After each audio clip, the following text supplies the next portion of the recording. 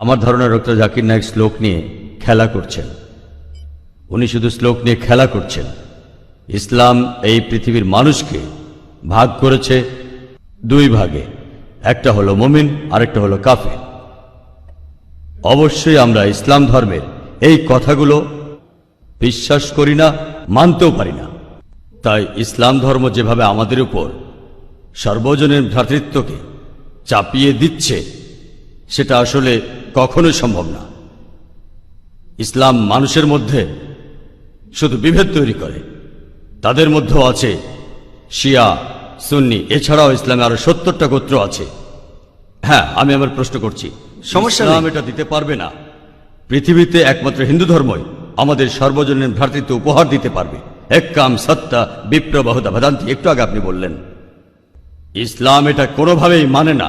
গরু হত্যা করছে, কাফির হত্যা করছে, তাদের সম্পত্তি কেড়ে নিচ্ছে, লুট, নারী নির্যাতন। ইসলামই বলে ভ্রাতৃত্ব তাহলে কিভাবে আসবে? আপনার মুখে ভ্রাতৃত্বের কথা আসলে শুধু শ্লোক নিয়ে খেলা করা। আপনি আসলে হিন্দু ধর্ম বলতে গিয়ে ইসলাম ধর্ম বলে ফেলেছেন। ভাই, আপনি বেশ কিছু মন্তব্য করেছেন। আর ইসলাম বলে ইন্নাল্লাহ মা'আস সাবিরিন, নিশ্চয়ই আল্লাহ তাদের সঙ্গে আছেন যারা ধৈর্যশীল। ভ্রাতৃত্ব বজায় রাখতে গেলে আপনাকে ধৈর্যশীল হতে হবে। ধৈর্যশীল যদি আমরা না হই, তাহলে ভাইয়ের সাথে ভাইয়ের যুদ্ধ লেগে যাবে। ইসলাম বলছে সূরা আল বাকারার ১৫৩ নম্বর আয়াতে আছে ইন্নাল্লাহ মা'আস সাবিরিন, নিশ্চয়ই আল্লাহ ধৈর্যশীলদের সঙ্গে আছেন। আর ভ্রাতৃত্ব বজায় রাখতে চাইলে ধৈর্যশীল হতে হবে। আর আমি এখানে উপস্থিত গুরুজনদের শ্রদ্ধা করি। তিনি হয়তো হিন্দু ধর্ম সম্পর্কে ভালো জানেন, তবে দুঃখিত যে আমি তার সঙ্গে একমত নই। ইসলাম সম্পর্কে তার জ্ঞান কিছুটা কম। আর ওনার সাথে আমি একমত যে ইসলাম ধর্মে মানুষকে দুই ভাগে ভাগ করা হয়। একটা হলো যারা বিশ্বাসী মুমিন, আরেক দল হলো কাফির, উনি যেভাবে বললেন। আর প্রত্যেক ধর্মেই দুই প্রকার মানুষ আছে, এমনকি হিন্দু ধর্মেও হিন্দু আর অহিন্দু। খ্রিস্টান ধর্মে খ্রিস্টান আর অখ্রিস্টান, ইহুদি ধর্মে ইহুদি আর নন ইহুদি, ইসলামে মুসলমান আর অমুসলমান। তাহলে ইসলাম আলাদা হলো কি করে? আর আমি এখানে হিন্দু ধর্মের সমালোচনা করব না, আমি সমালোচনা করব না।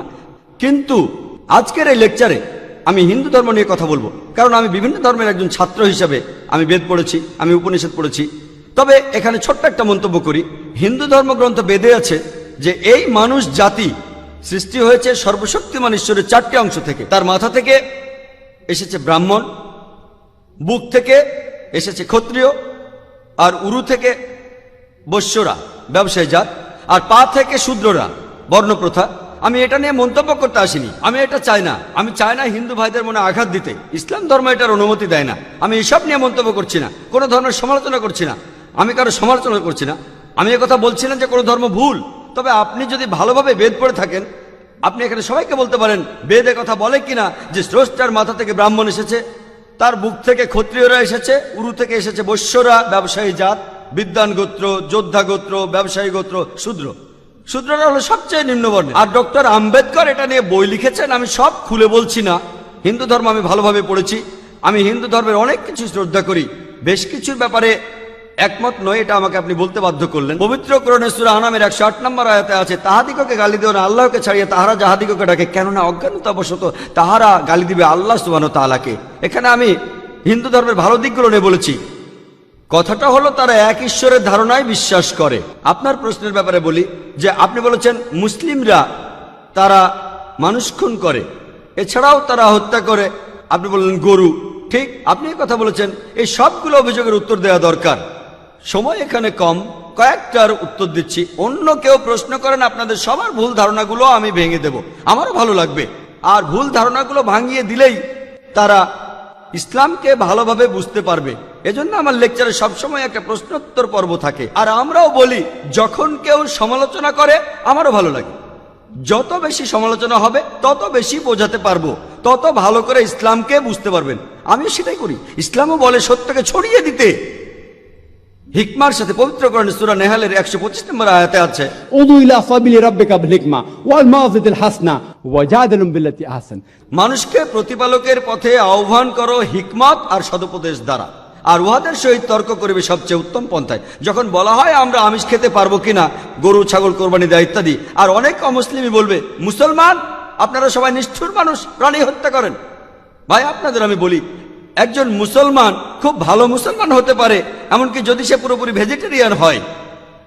এটা বলা হয়নি যে আপনাকে অবশ্যই ভেজিটেরিয়ান হতে হবে ভালো মুসলিম হতে গেলে, কিন্তু পবিত্র কোরআনে অনেকবারই বলা হয়েছে যখন তুমি মাংস খেতে পারো তখন মাংস খাবে না কেন। পবিত্র কোরআনে সূরা মাইদার 1 নম্বর আয়াতে উল্লেখ আছে, বলা হয়েছে যে ইয়া আইয়ুহাল্লাযিনা আমানু, হে মুমিনগণ, তোমাদের অঙ্গীকার পূর্ণ করিবে আর তোমাদের জন্য কিছু চতুষ্পদ প্রাণীকে হালাল করা হইয়াছে আর কিছু প্রাণী হারাম। পবিত্র কোরআনে সূরা নাহলের 5 নম্বর আয়াতে উল্লেখ আছে যে আল্লাহ চতুষ্পদ জন্তু সৃষ্টি করিয়াছেন যাহাতে তোমরা শীত নিবারণ করিতে পারো এবং উহাতে বহু উপকার রহিয়াছে এবং উহা হইতে তোমরা আহার করিয়া থাকো। পবিত্র কোরআনে সূরা মুমিনুনের 21 নম্বর আয়াতে উল্লেখ আছে তোমরা চতুষ্পদের মাংস আহার করতে পারো। আমরা জানি যে আমিষে, এখানে অনেক ডাক্তার আছেন, আমি একজন মেডিকেল ডাক্তার, এতে অনেক প্রোটিন আছে, প্রচুর আয়রন আছে, আর এগুলো খুবই সুস্বাদু।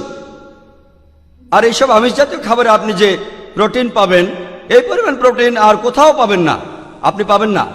নিরামিষের মধ্যে সয়াবিনে আপনি সবচেয়ে বেশি প্রোটিন পাবেন, সেটাও আমিষের প্রোটিনের চেয়ে অনেক কম। আর এবার আমি গরু হত্যা নিয়ে কিছু কথা বলি। যদি হিন্দু ধর্মগ্রন্থগুলো পড়েন, আমি এখানে কোন ধর্মের সমালোচনা করছি না, ভাই একটা প্রশ্ন করেছেন তাই আমাকে সত্য কথাটা বলতে হবে। হিন্দু ধর্মে আমিষ খাওয়ার অনুমতি দেওয়া হয়েছে। হিন্দু ধর্মগ্রন্থে দেখবেন সাধুসন্তরা আমিষ জাতীয় খাদ্য খায়, এমনকি গরুর মাংস।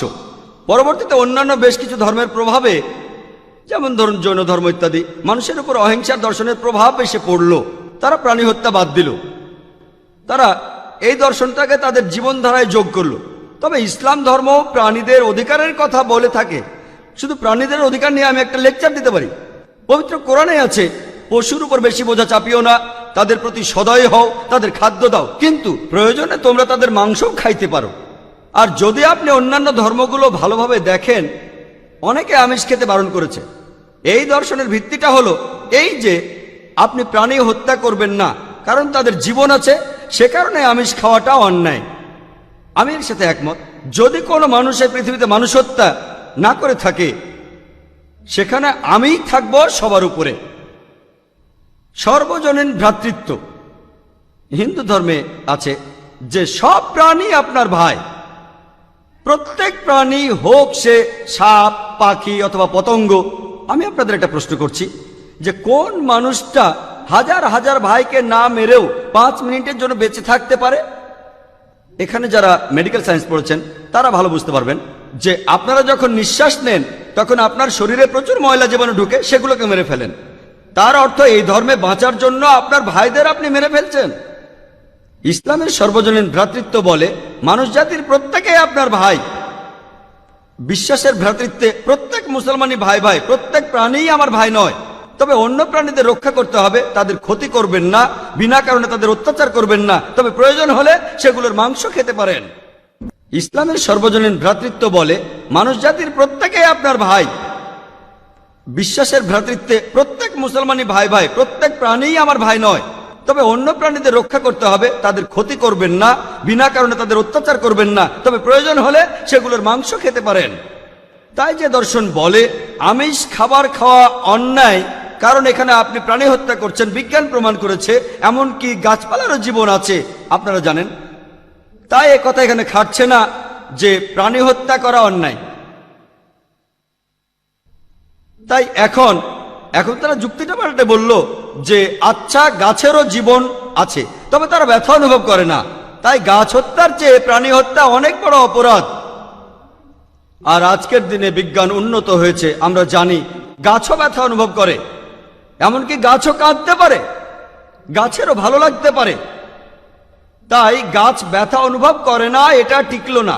এখানে ব্যাপারটা হলো যে গাছের কান্না মানুষ শুনতে পায় না, কারণ মানুষ কানে যে শব্দ শোনে সেটা সীমা 20 সাইকেল পার সেকেন্ড থেকে 20,000 সাইকেল পার সেকেন্ড। এই সীমার মধ্যে কিছু হলে মানুষ সেটা শুনতে পায়, এই সীমার নিচে বা উপরে মানুষ কিছু শুনতে পায় না। যেমন ধরুন কেউ যদি ডগ হুইসেল বাজায়, ডগ হুইসেল চেনেন, যেটাকে বলে সাইলেন্ট ডগ হুইসেল। যখন কেউ এই হুইসেল বাজায়, এটার সীমা হচ্ছে 20,000 সাইকেল পার সেকেন্ডের উপরে, 40,000 সাইকেল পার সেকেন্ডের নিচে। কুকুর 40,000 সাইকেল পার সেকেন্ড পর্যন্ত শুনতে পায়। তাই কেউ যদি হুইসেল বাজায়, কুকুর হুইসেলটা শুনতে পারে কিন্তু মানুষ শুনতে পায় না। এটাকে বলা হয় সাইলেন্ট ডগ হুইসেল।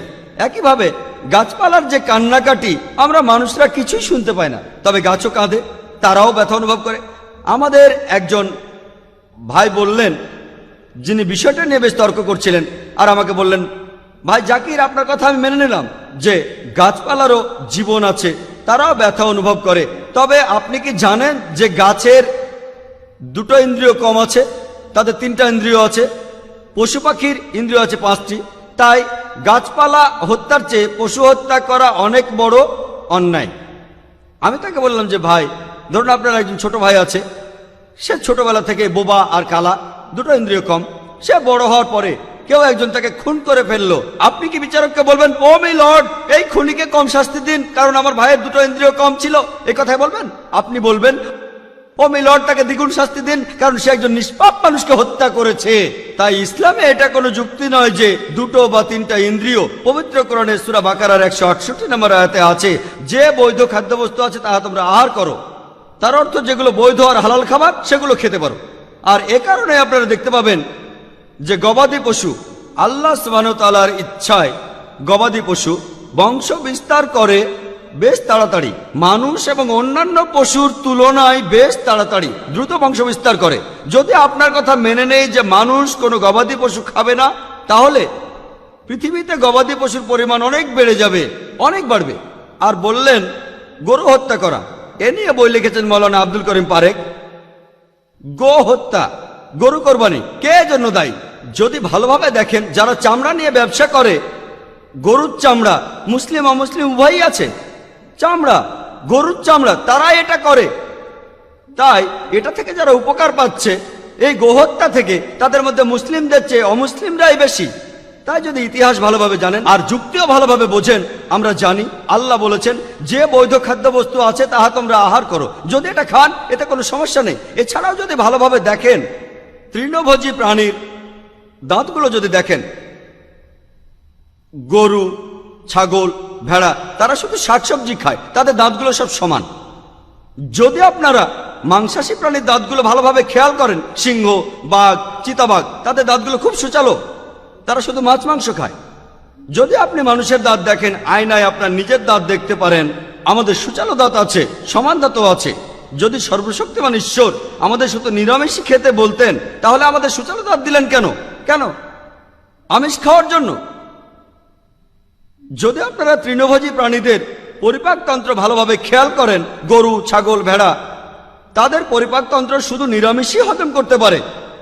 মাংসাশী প্রাণীগুলোর পরিপাকতন্ত্র, বাঘ, সিংহ, চিতাবাঘ, তারা শুধুমাত্র আমিষ হজম করতে পারে।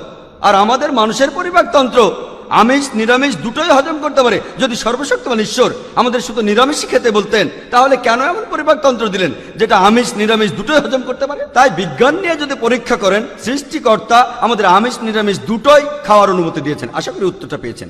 যদি আপনার অন্য কোনো প্রশ্ন, কোনো ভুল ধারণা থাকে, আমি আনন্দের সাথে তার উত্তর দেব। একবারে একটা ধারণা বলবেন যাতে আমি তা দূর করার সময় পাই। FR ইসলামিক টিভি, সুন্দর পৃথিবীর প্রত্যাশা।